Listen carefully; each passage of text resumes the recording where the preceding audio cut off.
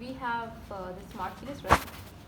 Now हमने latent variable insert किया है by inserting over latent variable 1 2 3 4 5 6 we have 6 variables. We have to connect these variables, but before connecting हमारे पास data होना चाहिए. So कैसे क्या करना है? हमारे पास ये model आ रहा है, Rizwan model. We have to right click, फिर import data file. वो आपकी फाइल को import करेगा, import data file. अच्छा, now मेरे पास ये 3 ऑप्शंस आ रहे हैं. I need this one next. इसमें भी एक कंडीशन है, वो मैं आपको बाद में एक्सप्लेन करूँगी. बट ये सारे हमारे पास इसमें कुछ इशू है. एक minute to import data file and let me check इसमें क्या प्रॉब्लम आ रहा है.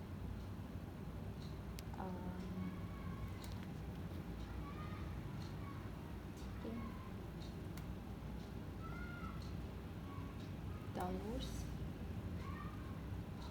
मैं ऑटो सेव के नाम से करती हूँ. चलो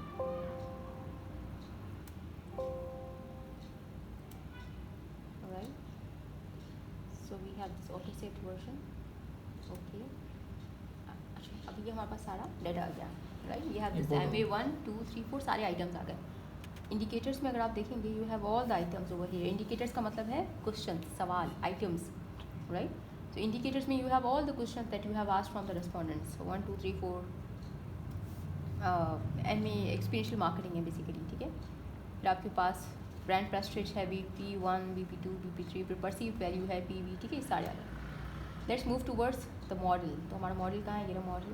राइट, ये model. We have to connect this model. हमारे पास कनेक्ट का ऑप्शन. कनेक्ट दिस यहाँ से यहाँ तक, यहाँ से यहाँ तक, ये हो गया, ये हो गया एंड ये हो गया. Right, now MA1 is for, let's suppose is for your work environment. तो आप इसको ड्रैग करके यहाँ ले जाएंगे. एरो आपका सेंटर में होना चाहिए सर्कल के. Right, similarly BP1, let's take this for this one for transformation. Let's say for example, just suppose perceived value for this one, right? Hedonic value for maybe this one. ये हमारे पास creativity है, ये ले लेते हैं. We have this UV for this one, JS, and we have S1 maybe हम जिसको success के लिए लेते हैं. राइट, अच्छा हम इनकी डायरेक्शन चेंज करें to make them look attractive. हम इसको ऐसे कर सकते हैं कि we can adjust their shapes. यहाँ आपके पास अलाइनमेंट छोड़ रही है, लेकिन सिलेक्ट करके करना है. You have to select it. अब मैं इसको सिलेक्ट करती हूँ एंड देन मे बी कुछ इस तरह से कर लेते हैं. राइट, और मे बी कुछ इस तरह से कर लेते हैं. राइट, इसको थोड़ा सा तरीके से करते होगा एंगल आपके दी जगह. ठीक है, right. Calculate, and we have two options that we have to use, PLS algorithm and the other one is bootstrapping. PLS algorithm will give us reliability values, validity values, outer loadings के values क्या हैं. I hope the concept of reliability and validity and outer loadings is clear. Reliability याद है सबको? So what is reliability? हाँ, consistency. Consistency क्या होती है? For example, I gave you example in previous class 2. Reliability क्या होती है? ये लेट्स से आपको अपना वेट चेक करना है and you are standing on weigh machine and first time the value it gives is maybe 100 kg. Second time आप खड़े तो 50 kg दे रहा है एंड देन आपको 120 kg दे रहा है. Is that machine reliable? No, because at 3 different movements that particular machine was giving different values, right? That is not reliable. Reliable नहीं है. So let's check reliability first. PLS algorithm हमने click किया. Default settings को change नहीं करना है. Start calculation. Right, so with one click you are getting reliability, validity, all the values. ये सारी वैल्यूज आपके पास आ गई. वैलिडिटी नहीं होता है कि फॉर एग्जांपल वेट चेक करते हैं और आप थर्मामीटर लगा लेंगे. ठीक है, जी. So your instrument is not valid. Right, instrument is not valid. So where is construct reliability and validity. सारी ग्रीन वैल्यूज है, that means acceptable. Cronbach alpha is green. तो जो मेरे पास डाटा है ये सारी ग्रीन है. जो रेड है दैट इज क्वेश्चनेबल. अब अगर आपके पास ये सारे डाटा हैं that means all the data is questionable. You can not proceed with this data. Right, इस केस में क्या करें? इस केस में चेंज करना पड़ेगा वेरिएबल्स को. You have to recollect the data and so on, क्योंकि उसके साथ जा नहीं सकते. This is the first condition that we have to proceed with the examination investigation. Reliability test. अगर ऐसा कोई एक आधा इशू आता है तो फिर आपको फैक्टर्स ड्रॉप करने पड़ेगा, अभी दिखा दूँ, ठीक है. So we have this Cronbach alpha हम यूज़ करते हैं रिलायबिलिटी के लिए, right, and we use this AVE for validity. ठीक है, आप कैलकुलेशन लें, then we will go ahead with this one. Discriminant validity आ गई. डिस्क्रिमिनेंट वैलिडिटी क्या होती है? स्क्वायर रूट ऑफ AVE, जो वैल्यूज आपको डायगोनल की नजर आ रही है, 803, 800, this one diagonal. These values should be greater than the inner values. These values are square root of AVEs, and the inside values are correlations. Correlations, relationship with each other. ठीक है, हम इसको thoroughly बाद में explanation देखेंगे इसकी. but जो diagonal पे values हैं, all of these values should be greater than these respective values. अंदर की सारी values से कम होनी चाहिए. For example, 0.679 है, it should be greater than इसका जो respective construct की बाकी values हैं उससे ज़्यादा होनी चाहिए. 0.854 इस construct की बाकी सब values से ज़्यादा होनी चाहिए, right? So whatever values you have, you fall under Larker criteria कहलाता है. So that means if you are getting the square root of AVE values greater than these correlation values, this shows that the data fulfills the requirement of discriminant validity, right? ठीक है, ये सब मैं आपको लिखवाऊंगी, इसमें लिखा भी हुआ है. Then we have auto loading, the most important thing. जो आप बात करें थी कि मैं रेड हूँ तो क्या करना चाहिए. आउटो लोडिंग ये है कि BP1, BP2, ये जो आपके सारे आइटम्स हैं उनके वेट कितना है. So how much they are explaining this particular construct. अगर आप ब्रेंट प्रेस्टिज की बात करें, ब्रेंट प्रेस्टिज है, फिर टॉकिंग अबाउट ब्रेंट प्रेस्टिज, उसमें सबसे ज़्यादा जो एक्सप्लेन कर रहा है वो BP2 कर रहा है, ये सवाल कर रहा है, ये कम कर रहा है. ठीक है.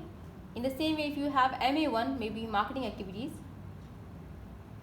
This is explaining 85% of MA1. ये एक सवाल उसको 85% एक्सप्लेन कर रहा है, बट दिस कंट्रीब्यूट्स 40%. ये भी 40% है. तो दैट मीन्स ये इतना एक्सप्लेन नहीं कर रहा है. मैंने आपसे 4 सवाल पूछे and I am asking about yourself, right, and you have to answer accordingly. But एक सवाल ऐसा है जिससे मुझे सारा पता चलेगा कि हाउ यू आर, राइट. बाकी 4 का वेटेज इतना नहीं है. गेटिंग?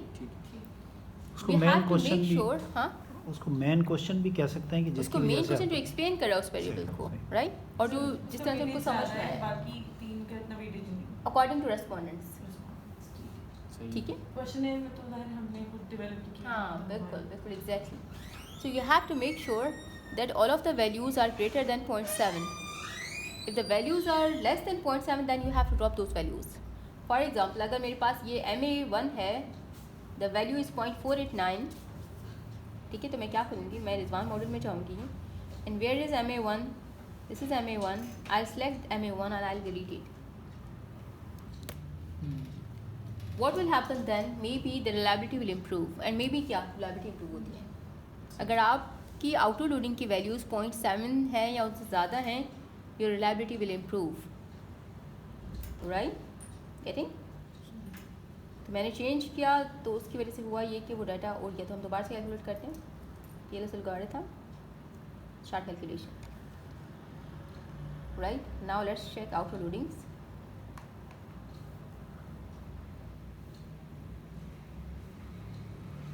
जहाँ पे ये रेड था, ये क्या हो गया, ग्रीन हो गया, right.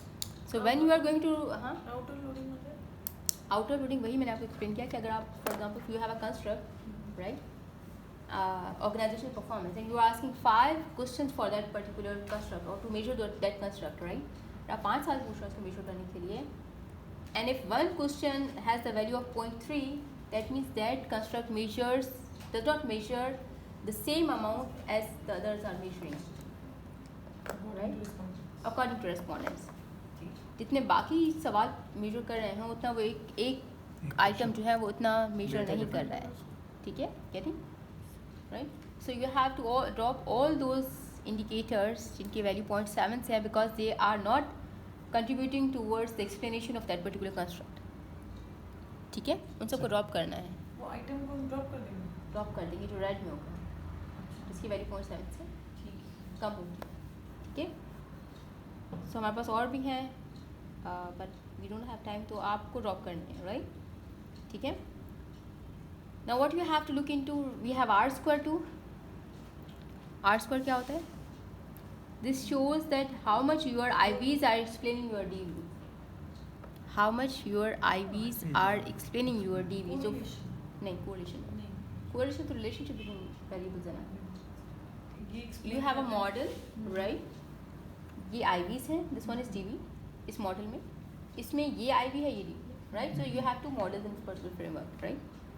Now if you talk about one model जहाँ पे ये IV है, ये DV है, ये IVs कितना explain कर रहे हैं इस DV को? You have 0.353 value over here. This shows that these IVs are explaining 35.3% of this particular variable. जितना ज़्यादा ये वैल्यू होगी उतना आपका मॉडल properly fit होगा, right? This is assumption. So if the value is 0.01 maybe, that means कि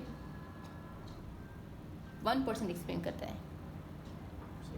ठीक है? इस 35.353, that means 35.3% of IVs are explaining this particular. अच्छा, आपको लोडिंग्स की वैल्यूज यहाँ से भी पता चल जाएंगी. 0.44 है, this shows that this is less than 0.7, you have to drop it, right? यहाँ पे भी आपको सब नज़र आ रहा है, राइट? ठीक है, these are R square values. हर डीवी पे आर स्क्वायर की वैल्यू होती है. If it's 0.212, that means this particular JS is explaining 21.2% of product success. Getting? ठीक है. So with factor loadings you are going to get, with PLS algorithm you are going to get all these values. जिसमें आपके पास R square है, you have construct reliability and validity, you have discriminant value, you have outer loadings.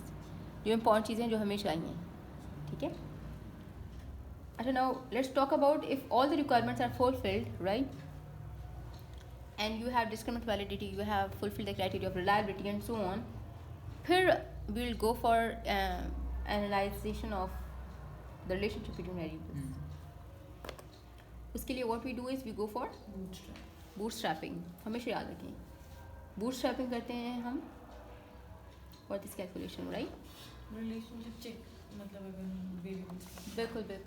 अच्छा, ये सब samples क्या करते हैं, आप सैम्पल साइज को मल्टीप्लाई कर देते हैं. इसका एक रीज़न है कि फॉर एग्जांपल आप क्या डाटा की अगर नॉर्मेलिटी नहीं है, अगेन बहुत इन डेप्थ वो कॉन्सेप्ट है, नॉर्मेलिटी नहीं है तो फिर you can go with this. बताएंगे हम. अच्छा, 1 मिनट हो जाता है, अजान हो जाए फिर.